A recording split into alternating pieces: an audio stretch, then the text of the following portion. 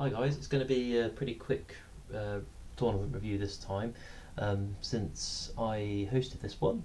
So last time I hosted one, I brought on my esteemed colleague Mr. Tom Rice to talk about his games, so you kind of got a semi-outside perspective on how it went, and I'd done all the feedback forms and stuff by the time I recorded that one. But there's none of that this time. I still need to sort out those feedback forms, which I'm probably going to do as soon as I finish recording this, to be honest. So I don't really get I don't have a true sense of how things went on, but nobody really mentioned anything to me, and everyone seemed sort of fairly pleased. So hopefully that's a good sign. Um, so the event was a one-day GBHL 90, 700 points over 3 games, hosted at the Tabletop Republic in High Wycombe. So obviously, as part of the preview, I went through all the lists, so I won't do all that again. Um, but we did have one dropout, and I wasn't able to get anyone in as ringer. I think, to be honest, it's pretty hard to get a ringer because you basically have to be like, oh, can you just, not make any plans that day and sit at home until summer.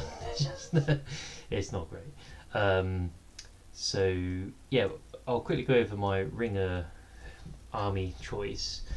Basically, I wanted something quick, so ideally I'd give someone a game, but it wouldn't be a long game, so I can still sort of do all the TO type stuff. Um, so something with a low model count, basically. So I had a few thoughts, but I settled on bears because I thought I wanted something that's good and it's a low model count, so that kind of fit the bill really. And it kind of goes to a bit about my philosophy as a ringer, because I have come across ringers and similar previously. So I think the worst kind of thing is I once was at a tournament where I got a bye, so I basically got a 12-0, but so I wasn't standing around there all day. TA basically got someone in to play me who'd never played before, and I basically just went in and slapped them, and obviously the game was irrelevant, and I sort of slapped someone who didn't know the rules, and I got a 12-0 that I didn't earn, so that kind of was weird. I didn't like that. And then I got sort of have some ringers where I've seen ringers even where the army's just sort of so guff that it's kind of gifting whoever they're playing a win, but at least they get a game at the same time and stuff, and it's not automatic 12-0. My philosophy is different in that I want to bring something good, and I'm not going to go easy on whoever I'm playing, because basically I'm going to enter the ring as a player, and then they just won't count for the sort of final rankings. They'll essentially drop at the end. So that's partly why I went bears as well, because I was like, look, they're going to struggle with some game types, obviously, but overall, it's I'm going to give someone a decent game, and there's a fair chance if you come up against my ringer army, you might lose. So you still need to have that competitive edge. So that was the philosophy. The list is obviously Legendary Legion. It's Beorn with 7 Beornings and then 1 Beorning with bow. Grimbeorn with 6 Beornings and then 1 Beorning with bow. So it was pretty straightforward to write as well as far as lists go. I'll quickly rattle through my games as well. Again, the games are sort of fairly quick, and because of the nature of the army, there's actually not really that much to say. So we did divide and conquer first game, and I was against David Lambert, who brought his Army of Thrall and Garrison of Dale. So Garrison of Dale was Girion with some Knights of Dale and some archers. The Army of Thrall was Thrall and Thrain with a bunch of Grimham. I think they were Guardians of the King actually. The Grimhammer's been upgraded, and then just some few dwarves, and obviously 3 objectives in the middle. So I thought I might struggle with this. So I thought, look, I'm just going to go in and bash stuff. And so although whilst my army was good and I wanted to give people a good game, I'm not trying to be sort of ultra sweaty about it. So I was like, look, I'm just going to push stuff forwards, bash stuff, and see how it goes. But obviously there's no march in the army, I don't think. So Thrall and Girion deployed on one side, and Thrain on the other. So basically, I moved my Beornings, my two bears, to cut off Thrain's lot. Um, and basically, it worked. I had one turn where the bears went in unsupported, which was a bit worrying, but Thrain was out of combat at the back, sort of with Thrain-sized holes sort of in both sides of his sort of defensive shield wall. He set up to intercept sort of bears on opposite sides of where he was. So the following turn I was probably going to copper Thrain,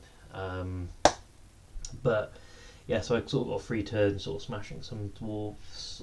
So yeah, I think I must have killed like 4 in the first turn, because obviously they both went off. And then yeah, basically the game, the theme of the game is I roll an unholy number of 6s. So basically my Beornings seem to be sort of fairly unkillable, because obviously if I got a higher fight and I was rolling 6s, it's just, it's one of those. So all the stuff around Thrain died. Thrain held out for a few turns. I think it took me two sort of 2 combats that I won to kill him with the strikes, even with the charge bonus and that. And yeah, I think David had to use a might for a move, and then possibly a combat and a strike or something. But basically, there was a point where he ran out of might, and then that's when the bears sort of went in and just did bear stuff. And then yeah, with the other guys, they sort of, some of them pushed up slowly, and I think he killed 1, maybe 2 Beornings with shooting, and he got a couple of throwing axe hits as well, sort of throughout the game. So I think probably 2 or 3 went down to shooting total. And again, it was just a case of I don't think I wasn't sort of trying to be sort of ultra sweaty or anything like that, but I don't think I kind of put a foot wrong really. And David's dice were horrific, so basically the theme of it is just I was going and sort of smashing stuff up, and he was holding objective. So by the time I broke him, the first turn the game could have ended, he would have won. Second turn the game could have ended, he would have won. I think the third one was kind of more in doubt. I may have just pipped him at that point, and then it went on for another turn. And then I think basically he managed to cling on to one objective, to the one of the side objectives. I'd had a side objective basically from the start of the game, and then the middle objective I basically cleared by that point. So I don't think I killed Thror. I think Thror was okay, because I won that one 8-2. So I did feel slightly mean for that one. So I thought it might be one the bears would struggle at, because it's objective based. But I suppose the objectives are in the middle, and obviously if you kill enough stuff, then it kind of mitigates your low model count. So you can kind of and yeah, the objectives being close together means you don't have to split the party too much. So that all worked out well. I wish I could have given David a better game, in the sense that when you roll nothing but 6s as Beornings, it's kind of hard to stop them. Yeah. But I don't think he sort of really did anything wrong. I think it's one of those where I rolled 6s and he didn't, and it's like, well, if I have a higher fight, that's that really. So I won my first Ringer game. Second Ringer game was against Henry Britton with his Goblin Town and Dark Denizens of Mirkwood list. So he basically had the Goblin King with Gollum, and then Grinner, 2 Goblin Captains and the Scribe, and then as a yellow ally he had Spider Queen and a Bat Swarm. So we played Assassination. He had to choose Grimbeorn as his target, and I assumed, as it turned out correctly, that the Spider Queen was going to be his assassin, because of course it was.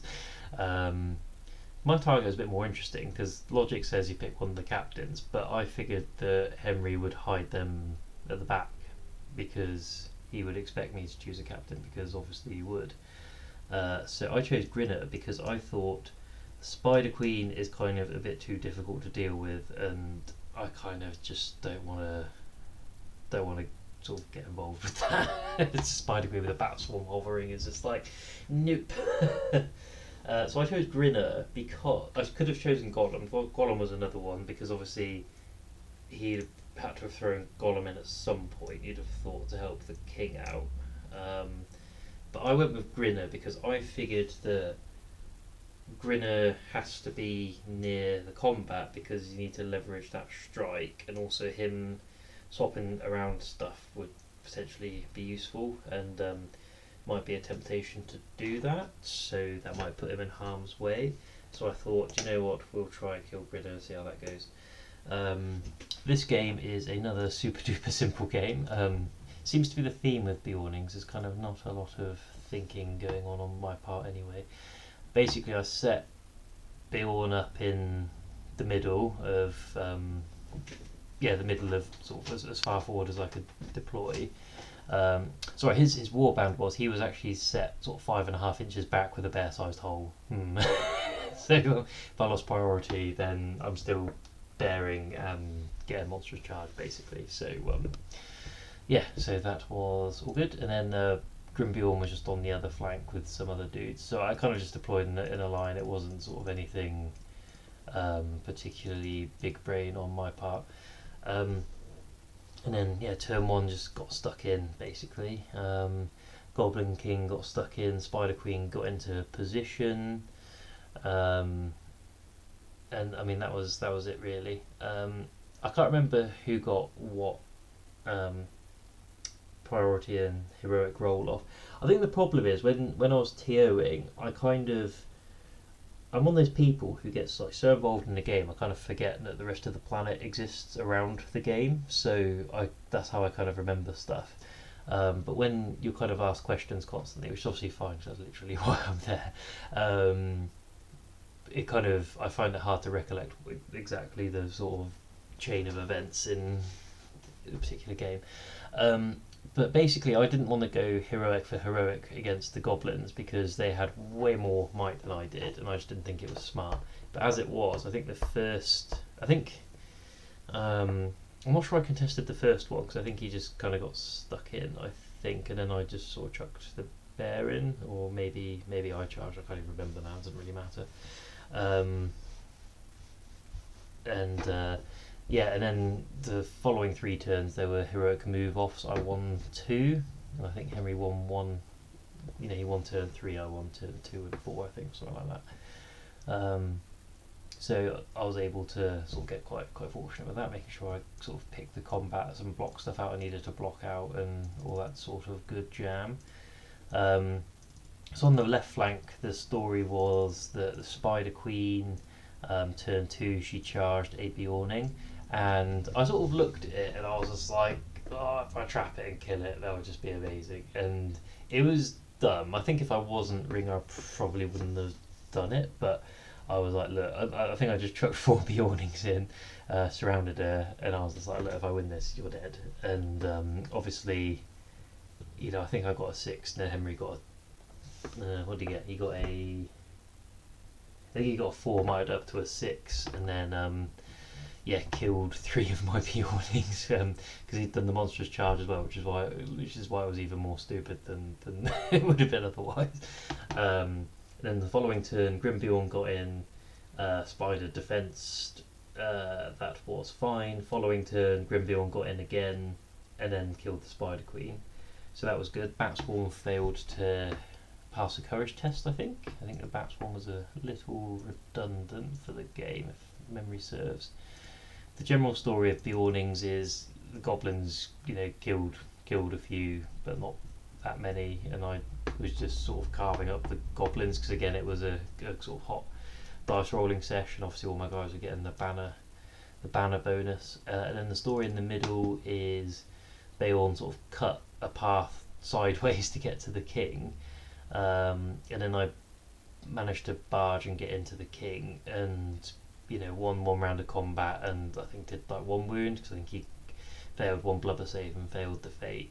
And then the following turn I charged him again because this is where I won one of the roll offs, and then that's when he swapped Grinner with the king, which was great for me because then I just killed Grinner, because I think Grinner spent all his mics. I think he'd done. I can't remember now. I think he'd done a move, spent a mic to swap, and then I think he struck, but he didn't get anywhere near or something like that. I can't remember now. But the upshot of it is Grinner was facing a charging bear and just got munched. Gollum was sort of hanging near the front to get involved at the key point, but he kind of got blocked out, and me winning key roll-offs for heroic moves meant that I was able to get 2 rounds of combat against him. Second time I killed him with a Beorning. And then I think the game ended there, but I won that 6-3. So I guess maybe he broke me. Can't remember now. I was nowhere near breaking him, I don't think. But I won that 6-3 because I killed my target, and Grimbeorn was untouched. He must have broke me without being broken. That's what triggered the end of the game, which is why I got the 3. I think that makes sense. And then I killed the target with not my assassin, so I think that's 5, and then +1 for wounding the leader. That makes sense, I think. So that was all good. Which means that I was going to the last round as Ringer, having won 2 games. So in the last game I was playing Sam Fitch and his Moria. So his Moria was Durbers, Groblog and a Shaman, and then 2 Cave Drakes, and then just a mix of normal warriors and then Prowlers. I don't think there was any other toys in there.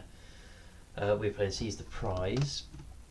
So this is an interesting game actually, because obviously he's got 2 Cave Drakes with Monstrous Charge, but my 2 bears have Monstrous Charge and a higher strength, so it was good for me. So yeah, Seize the Prize. Basically, I think first turn I just changed into bears and got right behind the objective, and then second turn moved up again. I think the bears just then moved up to sort of cover the objective slightly, and Sam didn't have a march, so he was sort of just pushing forward slowly. Yeah, so we started turn 3 with basically my line just behind the prize, but the 2 bears covering them off, but with Cave Drakes either side of the bears, and then loads of goblins in front of them. So that was slightly alarming. But then Sam won. I think he must have won the roll-off, because there's no way I wouldn't have called it heroic there. And he charged Cave Drake into Beorn, and then friends tagged a load of dudes onto Grimbeorn, and then charged Cave Drake into a bunch of Beornings. Cave Drake killed 2 Beornings, wounded another, I think, something like that. Beorn and Grimbeorn just smashed everyone before them, I think. And then sort of similar thing happened again, and I think it took me 2 turns to deal with each of the drakes in combat, or something like that, because I think basically I managed to. I think it was probably a combination of barging. So I think Grimbeorn just managed to charge the Cave Drake and avoid being split off. I think we may have had to barge, but Grimbeorn definitely had to barge loads of goblins back to charge the Cave Drake. And then basically I think it took a couple of turns to deal with both of them, but I think I did that sort of a couple of times, and then was able to just win the combats and obviously kill the Cave Drakes. So that was pretty grim. And then this is where I completely ballsed up, because the Bat Swarm had repeatedly failed to charge in, because if the Bat Swarm had gone in, I'd have been pretty stuffed with those Cave Drakes. Although I think Sam whiffed anyway, to be fair, and they're out of might, so not the point anyway. I mean, it's never nice to get Bat Swarmed. But Grimbeorn sort of hung back to cover the objective, because I hadn't actually dug it up yet, because I basically had to use all my dudes to hold back the tidal wave of goblins, and obviously I'd lost a few to Cave Drakes. And this is where I pushed Grimbeorn forwards into Durbers, at which point the Bat Swarm passed its courage test. I'd actually forgotten about the Bat Swarm. This is how sort of complacent I was that I was just not going to pass the test. I'd forgotten that it existed. So I pushed up into Durbers, and I was like, dude, I'll just win the strike off, it's fine. And then I was just like, I'm in danger. So yeah, that was pretty dumb. So whilst this was going on, Grimbeorn was having the time of his life. I think he was just killing warriors and stuff. But I defensed with Beorn. I got away with only 3 wounds from all those attacks, including special strikes and stuff. I bear saved 2 of them, So I got 2 6s and a 5. I don't think you can might the bear save, so I had to chuck a fate or two at it, I think. But basically, I think I got away with spending a couple of fate and a bear save or something. So that was pretty good. And then I think the following turn I was able to win with Beorn, but since he charged me, I just barged him and then charged into the bat swarm, killed the bat swarm, and that was all good. And I thought, oh, cool, the danger's hopefully passed slightly. Following turn, I'm now out of might. Durbers, Groblog, and loads of buddies charge me. He strikes to. Does he strike to fight 8 or I can't even remember now. I don't think it mattered. I think he did actually only strike to fight 8, but I didn't get a 6, so it didn't really matter. And then basically Beorn died, which was tragic.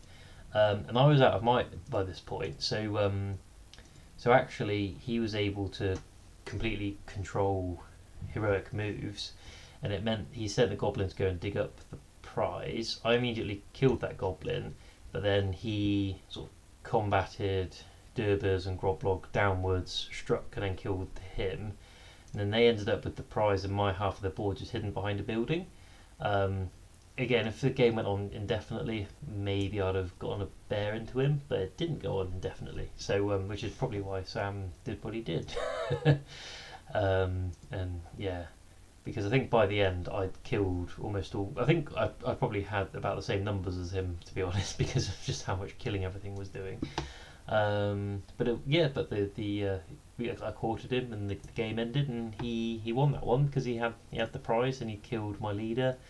I got 4 VPs. I couldn't tell you why, to be honest. I broke him. I don't know if I was broken. Not sure. I think I wounded Durbers. I can't remember. But yeah, it ended 8-4 anyway, so I lost that one. And it's one of those where you kind of think, I was lucky, and I was lucky to deal with the cave drakes. I was lucky the bat swarm didn't pass before it did. I wouldn't say I was unlucky to lose Beorn. I put him in a stupid place, and then he ran out of might, and then he died. And it's just like, yeah, I mean, that kind of checks out basically. And again, at the end, there was nothing I could do to stop him going, pushing Durbers and Groblog forwards, killing the objective carrier, moving off. But the thing you have to remember is I put myself in that position by spending all of my might on Beorn and Grim Beorn. Obviously, Beorn was dead by this point. So it meant that I wasn't in a position to heroic combat or contest a move off or anything. So I basically put myself in that position by peeing all the might up the wall to deal with the cave drakes and stuff. So it's quite an interesting one about whether I could have kept a might on Grimbeorn for late game, or whether I kind of spent it as I needed to, and then just put myself in a position where I couldn't stop him delivering the sort of winning blow. But it was a good game actually, and I kind of felt bad because it was another one of those where my dudes were just absolutely ripping goblins apart. But at the end of the day, I lost, so I got to rip apart goblins, but then he won the game, so that's good. It also solved my problem of not wanting to podium with a ringer, because obviously I think I ended up like 12th out of 32, so respectable, but not like in danger of committing the ultimate sin of podiuming your own tournament. But they were all good games, and I was pleased for Sam because it meant he came third. So yeah, and again, I think sort of going back to my philosophy about ringers, I think I possibly went too far on the bringing a good list side of things. Maybe I could have brought something a little nicer. But I just needed to hit the low model count, the quick games, and I thought you've got stuff like the Fellowship and like even Ents and stuff, but I think they're just too unreliable. And then I think at that point you are probably giving away a free game to somebody.